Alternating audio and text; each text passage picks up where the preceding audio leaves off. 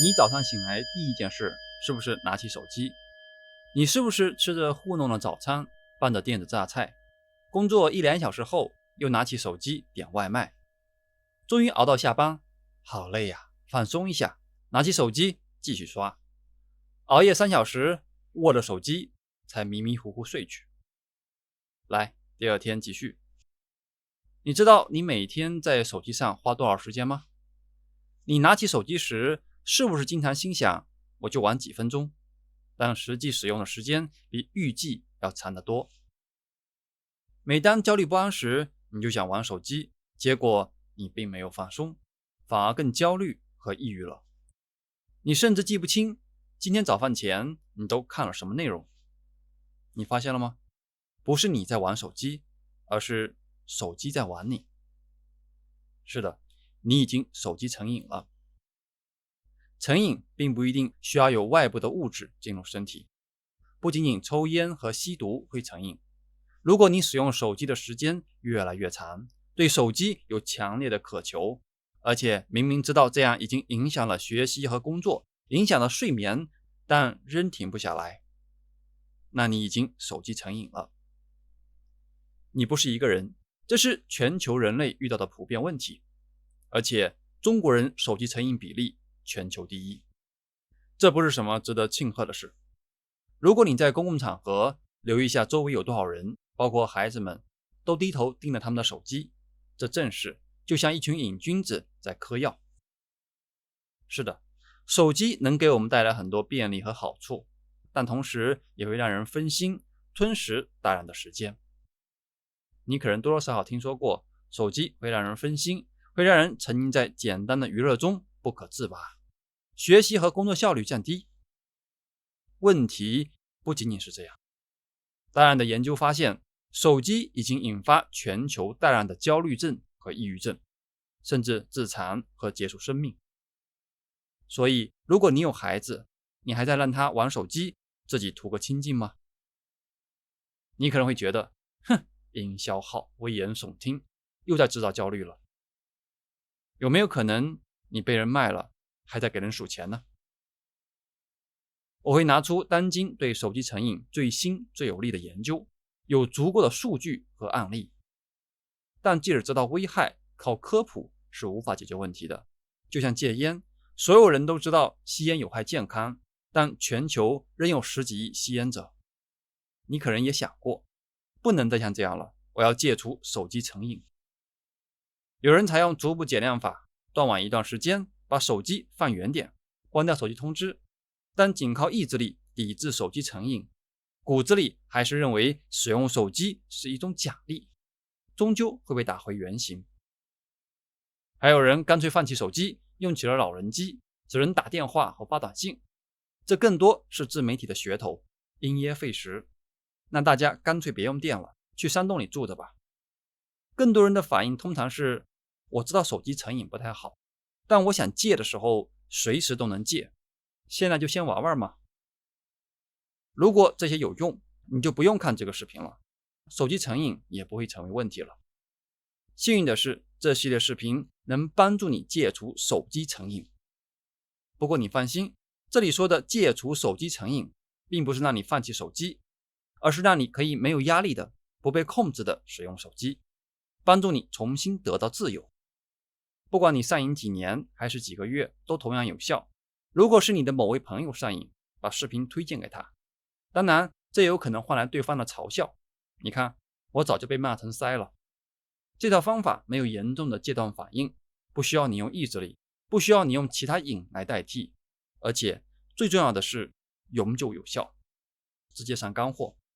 先说为什么会手机成瘾，老规矩，还是从欲、能、念3个角度来观察。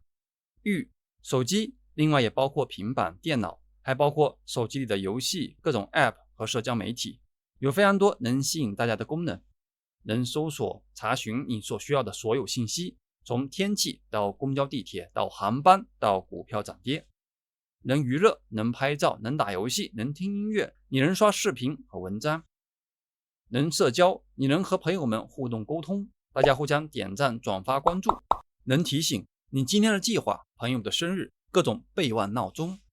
不仅如此，手机还能刷卡充值消费购物。现在出门你可以不带钱包，但如果把手机落了，你一定会回去拿，否则会焦虑的不行。这是对手机的欲。能力，使用手机很容易，连我目不识丁的老妈妈有时候都会刷刷视频，从4、5岁的儿童到7、80岁的老人都在使用手机，没有任何难度。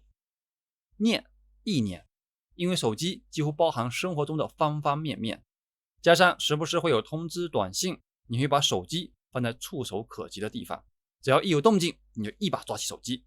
身边的每个人都在刷，所以只要你有空，等电梯时、排队时、等红绿灯时，你时不时都会拿起手机看看。那为什么要戒除手机成瘾呢？也是欲能念。手机的确有很多实用的功能，这些功能是我们实际需要的，所以不是完全杜绝手机，而是断除手机对我们产生的负面影响，断除手机对我们的束缚。不管你刷微博还是某音、朋友圈，你并不想刷这么长时间，但这些 App 设计的方方面面都想让用户上瘾，所以你会不自觉的在那里刷呀刷呀。这些 App 会让你相信你不能错过一些信息，粉丝的增加和点赞，朋友的回复，多巴胺激增，你会更坚信要刷的更多。但你会越来越力不从心，心不在焉，有点不安，压力越来越重，但你又不清楚为什么。我们的情绪被别人的点赞和回复决定，有时甚至只是水军和机器人。手机导致了我们不断分心，让我们感到很忙碌，却没有效率。调查显示，全球 80% 的人会在起床后15分钟内拿起手机。现在中国人平均每天使用手机5个半小时，平均每天要看150次。抱歉，拖大家后腿了。问题在于，每次使用都会打断你原来做的事情，人们的时间和注意力逐渐碎片化。大家购买手机、使用这些 App、注册账号的时候，都是抱着美好的期望，希望有更美好的人际关系，更幸福的生活。但结果，即使和朋友吃个饭，手机也在不断叮叮叮、嗡嗡嗡，你无法在不受干扰的情况下和朋友交谈。有人可能会说，话虽没错，但手机并没有给我带来什么实质性的伤害呀。几十年前，当电视、电子游戏兴起的时候，也有很多危言耸听的言论，但事实证明，并没有产生多大的危害。很多人就是这样遭了道。人们对手机上瘾是一个精心设计过的圈套，全球最顶尖的团队都在研究如何能让你对手机上瘾。从手机的每个按键到 App 的颜色搭配，每个按键的位置安排，点赞机制，通知的声音，通知的小红点，背后的数据和算法，这全都是经过大量的对比测试后，选择最能引发人点击，能让人使用时间最长的设计。脸书第一任总裁肖恩说，我们要时不时给用户注入一点多巴胺，提醒用户有人给你点赞评论了，这是社会认可的反馈循环。我们就像黑客利用了人类的弱点。现在随处可见的点赞机制就是他们首先发明的，对手盘是经过专业训练过的，而且在大数据算法的帮助下不断提升。算法知道你的每个秘密和喜好，并且根据你的喜好源源不断的推送相关的内容。你喜欢哪位偶像，就给你推偶像的方方面面；你喜欢黄片，就给你推送擦边内容。即使你嘴上不承认，但身体很诚实，因为数据能看出你的使用时间延长了，频次增加了。从商业角度来看，满足用户需求，增加用户使用频次，让用户上瘾，大多数商家都想这么做，这无可厚非。但如果明明知道自己的产品已经在严重伤害客户的身心呢？这就是另外一回事了。这就像烟草公司不标示吸烟的任何危害，反而通过各种营销设计种种圈套让人上瘾，甚至不放过未成年人。 App 对用户的伤害在科技巨头的内部实际上已经做了相应的调查和评估。从很多内部泄露的文件能看出，他们很清楚自己的某些行为对社会造成的负面影响。当然，科技公司对外是不会承认的。虽然国外已经有多次诉讼了，但有钱能使磨推鬼，巨头们进行了否认、混淆和公关。是的，有很多 App 都是免费的，互联网号称能连接一切，能社交，但这些公司的基本盈利模式是用户长时间使用，就是说，即使你在开始时可以白嫖，但你本身就是被销售的商品。在金钱和 KPI 的压力下，这些公司会持续追求指标的增长，衡量的标准就是用户使用时间、使用频率和流失率。即使高喊不作恶的谷歌都不能独善其身，何况其他早已名誉扫地的小弟呢？你认为谁会站出来拯救大众，说我们要为用户的幸福负责？ All money go my home.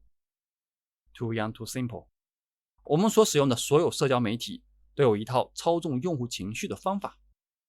你能看到朋友们展现的各种精致生活，宝马吊车香满路，葡萄美酒夜光杯，你会感觉自己处处不如人，尤其在情绪低落的时候。各大 App 都清楚，负面情绪比如恐惧和愤怒比正面情绪更能吸引大家的关注，而且更持久。不管你是中医黑还是中医粉，不管是粉红还是精美，青鹅或者乌，让大众情绪激动，义愤填膺，分派内斗，才能激发你的皮质醇和肾上腺素，进一步提高参与度。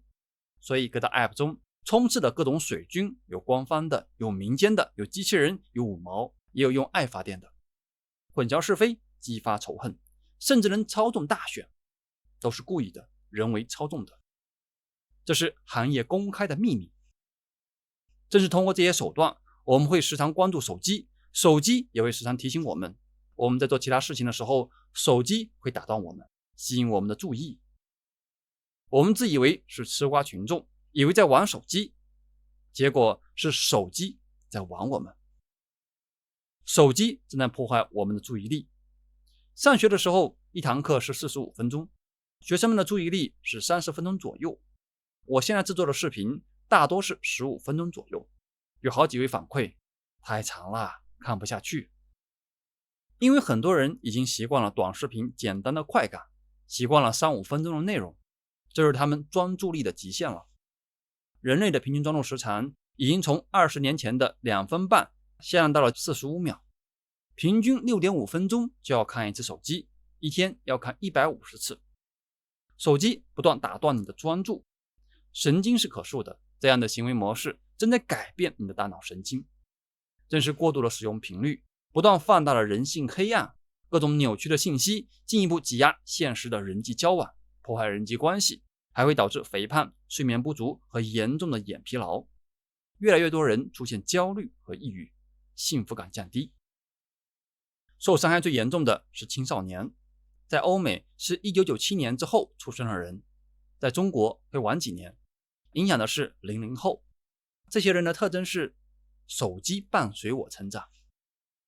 如果你有孩子，还在让孩子玩手机，那你要注意了。这是今年刚出版的书，还没有中译版，我暂时翻译为《焦虑的一代》，作者是乔纳森·海特，他是纽约大学教授，社会心理学家，有多本著作《项羽骑象人》《正义之心》等等，在豆瓣和亚马逊上都叫好又叫座。在这本书中，他研究了大量的案例和数据，证明了这一代青少年受手机影响最严重，而且会自残和结束生命。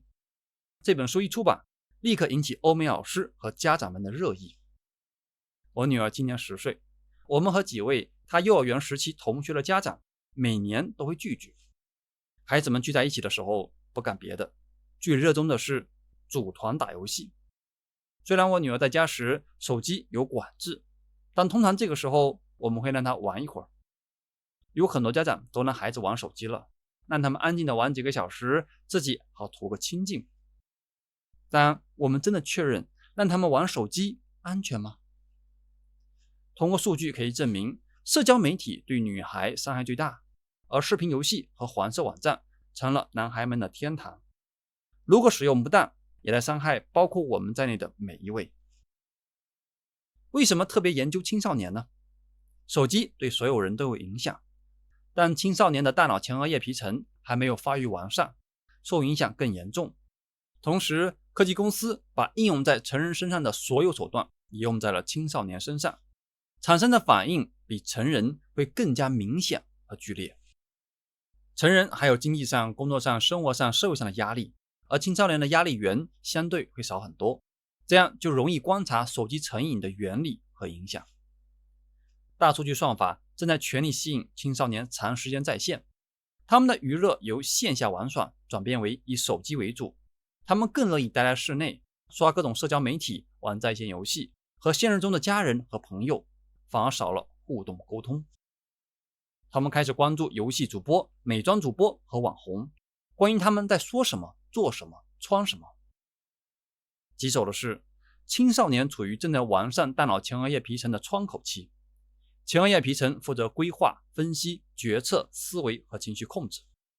手机成瘾正在改变他们大脑的神经链接，如果错过了这个窗口期，对大脑的影响将会是长期的。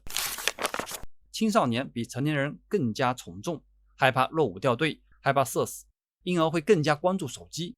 从大量数据来看，这个群体最为焦虑。这是美国12到17岁青少年重度抑郁症比例变化，女孩重度抑郁症比例近 30%， 增加了 145%。 这是美国各年龄段焦虑症比例变化，其中受影响最大的群体是18岁到25岁，其次是26到34岁，其他年龄段也受影响，会稍延后几年。你可能会认为焦虑症和抑郁症的评判都带着主观，不太靠谱，但升级为自残和结束生命，这就很严重了。这是美国10到14岁青少年因自残到急诊室治疗比例的变化。男孩从2010年起增加了 48%， 女孩增长了 188%。 从2010年开始，女孩的比例出现了巨幅增长。这是10到14岁青少年自杀率变化，比如通过割腕，也是从2010年开始出现巨幅增长。所以，为什么从2010年开始，美国青少年会出现这样剧烈的变化呢？2007年，乔帮主推出了革命性的 iPhone。到了2010年，28%的美国移动用户已经开始使用智能手机了。到了2016年，美国 79% 的青少年有智能手机。到了2022年，有 46% 的青少年几乎全天在线。这有什么影响呢？女孩们开始越来越少欣赏镜子里的自己，而是关注那些美颜后的网红。她们觉得自己的吸引力不足，而想要厌食整容。在中国，女孩们更关注的是小某书、某音，发展趋势也是一样的。越来越多的女孩们在整容和厌食，而男孩们则沉浸在游戏和黄片中。有人可能会说，这说明美帝水深火热，内部矛盾激烈，等待我们去拯救，并不能说明是智能手机和社交媒体惹的祸，这是他们的阴谋，我们可不背锅。实际上，英国、加拿大以及北欧国家也出现了同样的情况。这是中国的数据。同样的，在中国，过去20年的焦虑症和抑郁症人数都在上升。初中生 20% 左右出现抑郁，有1/3的孩子已经手机成瘾。但国内的数据并不透明，不同组织调查出来的数据和结论有时还会自相矛盾，原因你懂的。如果你有更权威可靠的数据来源，请留言或者私信。台湾的数据也是类似的情况。整体来说，这是全球普遍的现象。有人可能会怀疑，这只能说有相关性，并不能证明就是手机惹的祸呀。